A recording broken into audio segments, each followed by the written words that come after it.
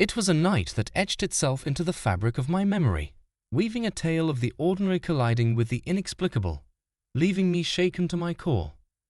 As the tale unfolds, it all began on a crisp autumn evening, the kind that paints the world in hues of amber and gold, setting the stage for mysteries to unfurl under the cover of darkness. The local bowling alley, a sanctuary of relaxation and camaraderie, beckoned me that fateful night like an old friend extending a comforting embrace. Stepping through its familiar doors, I was greeted by the lively symphony of rolling balls and jovial banter that filled the air. Yet little did I know that behind the veil of normalcy lurked something far more sinister, something that would shatter the illusion of safety and plunge me into a realm of terror. I made my customary rounds, exchanging nods and smiles with the regulars before gravitating towards my sanctuary, Lane 7. There was a peculiar allure about that lane, an intangible essence of luck that seemed to accompany every roll of the ball. Little did I realize then that this perceived stroke of luck would soon unravel into a chilling saga of the supernatural, leaving me grappling with forces beyond comprehension. As I laced up my trusty bowling shoes and selected a ball from the rack, a subtle unease began to gnaw at the edges of my consciousness. It was as though the very air around Lane 7 hummed with an otherworldly energy, an energy that seemed to intensify with each passing moment, casting a foreboding shadow over the familiar surroundings. With a deep breath, I approached the lane, ready to embark on what I had anticipated would be an evening of leisurely competition. But fate had other plans in store. As I released the ball with practiced precision, it veered off course, defying the laws of physics as it careened into the gutter with an unsettling thud that reverberated through my bones. I furrowed my brow, perplexed by the unexpected deviation from my usual form. Yet, before I could dismiss it as a mere anomaly, a wave of disquiet washed over me, sending a shiver down my spine. It was as though unseen eyes bore into me, casting a pall of unease over the once jovial atmosphere of the alley, turning it into a realm of palpable dread. Determined to reclaim my composure, I steadied myself for another throw, willing my muscles to cooperate. But to my dismay, the ball betrayed me once more, veering off its intended path in a display of defiance that bordered on the supernatural. Each wayward roll seemed to echo with a sinister resonance, as though the very fabric of reality had been warped within the confines of Lane 7. As the tension mounted, so too did the inexplicable occurrences. A chill wind swept through the alley, extinguishing the overhead lights in a flurry of darkness that enveloped me like a suffocating cloak. Panic seized my heart as I groped blindly for my phone, its feeble glow offering little solace in the sea of blackness that engulfed me. But it was when I stumbled upon the deserted front desk that true terror took hold. The alley lay eerily vacant, devoid of life as if frozen in time, a ghostly echo of its former bustling self. It was a scene straight out of a nightmare from which there seemed to be no escape, trapping me in a labyrinth of fear and uncertainty. Summoning every ounce of courage, I ventured back towards Lane 7, my footsteps echoing in the oppressive silence. And there, amidst the palpable darkness, I beheld a sight that would haunt me for nights to come. A shadowy figure, its form obscured by the veil of night, materialized at the end of the lane. My breath caught in my throat as I watched, transfixed by a mixture of fear and fascination, as it began to advance towards me with measured steps that echoed like a dirge in the desolate expanse of the alley.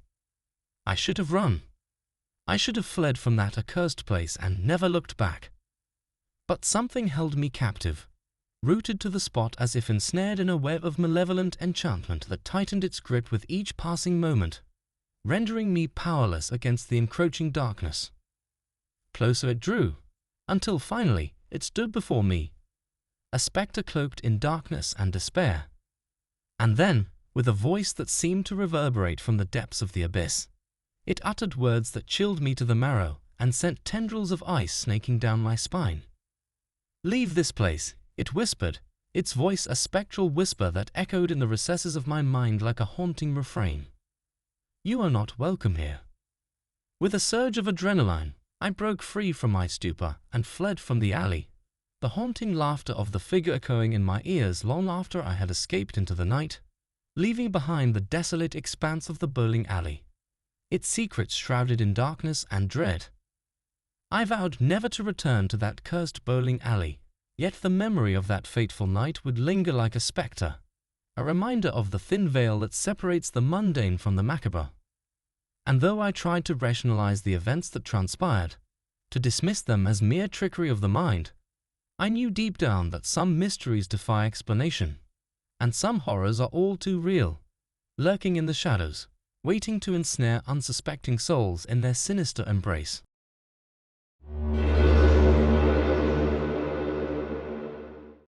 Chapter 1. The Invitation. In the heart of a small town nestled between rolling hills and whispering forests lay an abandoned bowling alley, its once vibrant facade now a crumbling relic of bygone days.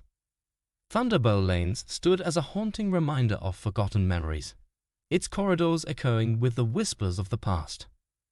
It was on a chilly Friday evening that the first inklings of curiosity led me and a group of friends to the decaying doors of Thunderbolt Lanes. The air was thick with anticipation as we pushed open the rusted gates, the sound of their protest echoing through the desolate alley. Inside, darkness loomed like a silent spectre, swallowing the feeble glow of our flashlights as we ventured deeper into the abyss. The old alley seemed frozen in time, frozen in decay, frozen in the remnants of laughter and joy that once filled its halls. Lane 7 beckoned to us from the shadows, its once bright lights now dim and flickering. As we stepped onto the worn linoleum floors, a sense of unease settled over us like a suffocating shroud. The air was heavy with the scent of decay, and the silence seemed to press against our eardrums like a weight, each footstep echoing ominously in the empty expanse. Despite the eerie atmosphere, there was an undeniable excitement among us, a thrill that came from exploring the unknown. We joked nervously as we made our way towards the lanes, the dim lights casting long shadows that seemed to dance and sway with a life of their own.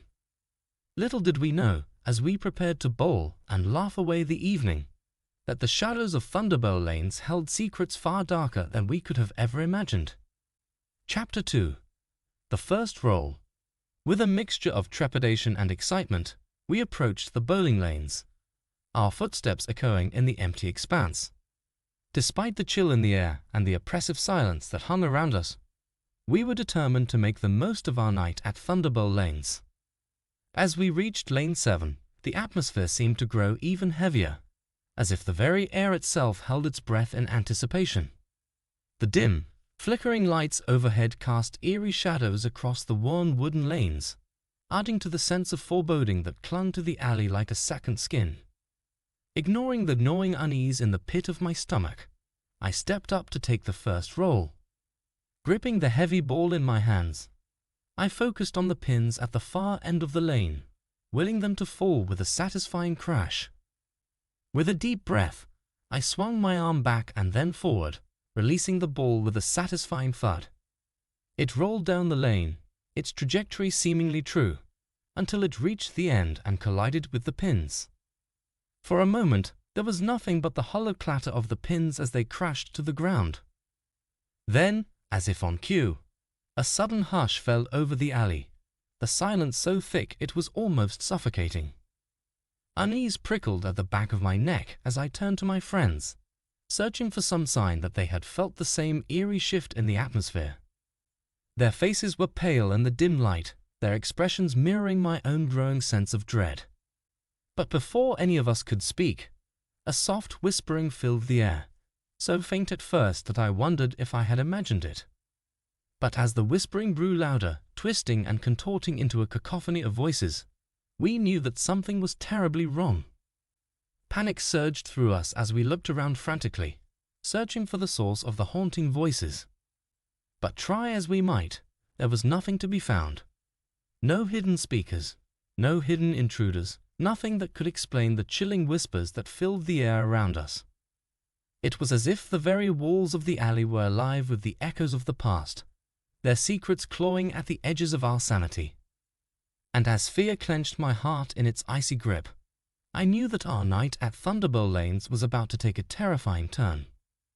Chapter 3. The Whispers Embrace. The whispers swirled around us like a sinister mist, their words indistinct yet unmistakably malevolent. We stood frozen in place, our hearts pounding in our chests as the voices seemed to close in on us from all sides. I glanced desperately at my friends, their faces etched with fear and confusion. None of us knew what to do, how to escape the suffocating embrace of the whispers that filled the air like a tangible presence. As the voices grew louder, I felt a cold shiver run down my spine. It was as if the very darkness of the alley had come alive, reaching out with ghostly fingers to ensnare us in its grasp. With trembling hands, I reached for my flashlight, the feeble beam cutting through the darkness like a lifeline. But even the light seemed to waver and flicker in the oppressive atmosphere, casting long, twisting shadows that danced mockingly across the walls. "Stay close," I whispered to my friends, though whether to reassure them or myself, I couldn't say. Together, we moved cautiously through the alley, our senses on high alert for any sign of danger. But the whispers seemed to follow us, their words growing clearer and more sinister with each passing moment. They spoke of darkness and despair, of souls trapped in eternal torment, their voices rising and falling in a macabre symphony of terror. I felt a chill settle over me, colder than any winter night, as the whispers seemed to wrap around me like a suffocating shroud. It was as if the very air had turned against us, twisting and distorting reality until I could no longer trust my own senses. And then, just when I thought I could bear it no longer, the whispers stopped as suddenly as they had begun. The alley was plunged into an eerie silence, broken only by the ragged sound of our breaths and the pounding of our hearts. But the sense of unease lingered, a shadow that clung to us like a curse. And as we stood there in the darkness, I knew that our ordeal was far from over. The shadows of Thunderbolt Lanes held secrets darker than we could have ever imagined, and we were trapped in their merciless grip. Chapter 4. The Haunting Revelations. As the echoes of the whispers faded into silence, a heavy tension hung in the air, thick with uncertainty and fear. We exchanged nervous glances, each of us grappling with the unsettling events that had just unfolded. With trembling hands, I reached for my phone, the need to escape the suffocating atmosphere of Thunderbolt Lanes overwhelming. But as I pressed the power button, I was met with nothing but a blank screen. Panic surged through me as I tried again and again, but to no avail. "It's no use," one of my friends said, their voice trembling with fear. "We're trapped here." Their words sent a chill down my spine, confirming the sinking feeling in the pit of my stomach. It seemed impossible, absurd even, but as I looked around at the decaying walls and the empty expanse of the alley, I knew that they spoke the truth. "We need to find a way out," I said, my voice barely above a whisper. "There has to be another exit, a way to escape this place." With newfound determination, we set off once more, our footsteps echoing through the empty halls. But no matter where we turned, the alley seemed to stretch on endlessly, its corridors twisting and turning in a labyrinthine maze. Hours passed in a blur of fear and desperation as we searched for any sign of escape, but the darkness of Thunderbolt Lanes seemed determined to hold us captive. The air grew colder with each passing moment, seeping into our bones like a relentless chill. And then, just when hope seemed lost, we stumbled upon a door tucked away in a forgotten corner of the alley. With trembling hands, I pushed it open, the hinges groaning in protest as light spilled into the darkness. For a moment, we stood on the threshold, the promise of freedom beckoning us forward. But as we stepped through the door, our relief turned to horror as we realized the truth. We had only exchanged one nightmare for another. Before us stretched a vast, empty void, its depths shrouded in darkness so thick it seemed to swallow the very light around us. There was no sky above, no ground below, only an endless expanse of nothingness that stretched on into infinity. With a sinking feeling in my chest, I knew that we had stumbled upon something far more sinister than we could have ever imagined. The shadows of Thunderbolt Lanes held secrets darker than we could have ever fathomed, and we were trapped within their grasp with no hope of escape. Chapter 5. The Looming Dread. As we stood at the threshold of the void, a sense of dread washed over us like a tidal wave, threatening to pull us under its suffocating embrace. The emptiness stretched out before us, infinite and unfathomable, a yawning chasm that seemed to defy all logic and reason. I could feel the weight of the void pressing down on me, its oppressive presence smothering any semblance of hope or escape. Panic clawed at the edges of my mind, threatening to consume me in its relentless grip. "We have to go back," one of my friends whispered, their voice barely audible over the deafening silence of the void. "We have to find another way out." But as we turned to retreat back into the darkness of Thunderbow Lanes, a sudden realization struck me like a bolt of lightning. The alley was no longer the same as when we had entered. Its corridors had shifted and twisted, rearranging themselves like a malevolent puzzle, trapping us within their grasp. There was no going back, no escape from the nightmare that had swallowed us whole. We were alone in the void, adrift in a sea of darkness with no hope of rescue. With a sinking feeling in my chest, I knew that our only chance of survival lay in facing whatever lay ahead. Gathering my courage, I took a tentative step forward into the void, my friends following close behind. As we ventured deeper into the darkness, the air grew thick with a palpable sense of malevolence. Shadows danced and flickered at the edges of our vision, twisting and contorting into grotesque shapes that seemed to mock our very existence. But despite the overwhelming sense of dread that clung to us like a second skin, we pressed on, driven by a desperate need to find some shred of hope in this nightmarish landscape. And then, just when it seemed that all hope was lost, we stumbled upon a glimmer of light in the darkness. Ahead of us, a faint glow illuminated the void, beckoning us forward with the promise of salvation. With renewed determination, we quickened our pace, the light growing brighter with each step. And as we drew closer, I felt a flicker of hope ignite within me, banishing the shadows that had threatened to consume us. But little did we know, the light that had guided us out of the darkness would lead us straight into the heart of an even greater horror. Chapter 6. The Heart of Darkness. As we approached the source of the faint glow, a sense of foreboding washed over us like a tidal wave. The light seemed to pulsate with an otherworldly energy, casting long, twisted shadows that danced eerily across the barren landscape. With each step forward, the air grew heavier, thick with the stench of decay and despair. I could feel the weight of the darkness pressing down on me, threatening to crush my spirit beneath its suffocating embrace. But despite the overwhelming sense of dread that clung to us, we pressed on, driven by a desperate need to uncover the truth behind the horrors that had befallen us. With each passing moment, the glow grew brighter, casting its sickly light on the twisted landscape before us. And then, at long last, we reached the source of the light, a gaping chasm that seemed to stretch down into the very bowels of the earth. Its edges were jagged and uneven, as if torn asunder by some unseen force. As we peered over the edge, a cold chill ran down my spine. Far below, a roiling mass of darkness churned and writhed, its depths unfathomable to the human eye. "What is that?" one of my friends whispered, their voice barely audible over the deafening roar of the abyss. I shook my head, unable to tear my gaze away from the swirling maelstrom below. Whatever lay at the heart of the chasm was beyond comprehension, a nightmare made manifest in the cold light of day. But as we stood there on the precipice, a sense of inevitability washed over me. We had come too far to turn back now, to retreat into the safety of ignorance and denial. If we were to have any hope of escaping the horrors that had ensnared us, we would have to confront them head-on, no matter the cost. With a heavy heart, I took a deep breath and prepared to descend into the heart of darkness. Whatever lay below, I knew that our journey was far from over, and that the true horrors of Thunderbow Lanes were yet to be revealed.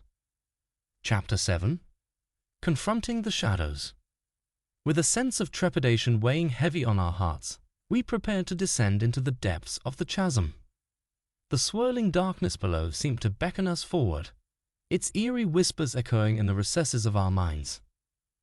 Gripping onto whatever shreds of courage remained, we began our descent down the jagged walls of the abyss. Each step was a struggle against the oppressive weight of the darkness, but we pressed on, driven by a desperate need to uncover the truth. As we descended deeper into the abyss, the air grew colder, chilling us to the bone. The faint glow of the light above grew dimmer with each passing moment, until it was nothing more than a distant memory, swallowed whole by the darkness. But even as the darkness threatened to consume us, we pressed on, fueled by the flickering flame of hope that burned within our hearts. And then, at long last, we reached the bottom of the chasm. What lay before us was a sight beyond comprehension. A vast, cavernous chamber filled with swirling shadows and twisted forms. The air was thick with the stench of decay, and the ground beneath our feet seemed to pulse with an otherworldly energy. In the center of the chamber stood a towering figure, its form shrouded in darkness. Its eyes glowed with an unholy light, and its voice echoed through the chamber like a thunderclap. Who dares disturb the slumber of the shadows? It boomed, its voice sending shivers down our spines. Despite the fear that gripped us, I stepped forward, my voice steady despite the trembling of my limbs. "We seek answers," I said, my words echoing in the darkness. "We seek to understand the horrors that have befallen us." The figure regarded us with an inscrutable gaze, its eyes flickering with ancient wisdom. And then, with a voice like the rumble of distant thunder, it spoke. "The shadows of Thunderbolt Lanes hold many secrets," it said, its words ringing out with a chilling finality. "But to uncover them, you must be willing to face the darkness within yourselves." With those words, the figure vanished into the shadows, leaving us alone in the cavernous chamber. And as we stood there in the darkness, I knew that our journey was far from over. But armed with newfound resolve, we prepared to confront the shadows that lurked within Thunderbolt Lanes, knowing that only by facing our fears head-on could we ever hope to emerge from the darkness unscathed.